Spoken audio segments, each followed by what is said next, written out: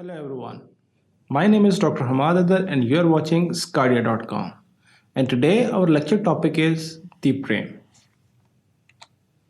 In this we will have 5 sections. In the section 1 we will have a general overview of the brain, the general overview of the anatomy of the brain, what is gray matter and why it is called gray matter, what is white matter and what is composed of white matter, and what are the different divisions of brain, that is the forebrain, midbrain and the hindbrain.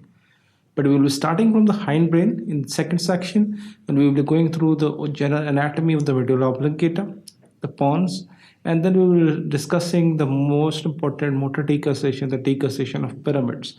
That is, we will be briefly touching upon the lateral corticospinal tract.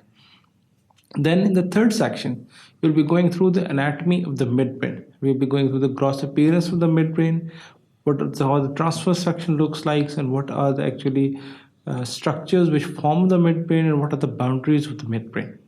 In the fourth section, we'll be going through the major part of the forebrain, that is the cerebral hemisphere or cerebrum. What is the lateral structures, what are the medial structures, or what are the lateral view and medial views. Then we'll be going through the thalamus and the hypothalamus and some of the main sulci and gyri of the cerebral hemispheres. In the last section, we'll be going through the clinical correlates of above. That is, we will be going through briefly through the lesions of the thalamus, lesions and syndromes of the hypothalamus, and we will be briefly touching upon a very important disease of the old age called as Alzheimer's disease. For further information and on this lecture, keep watching sqadia.com.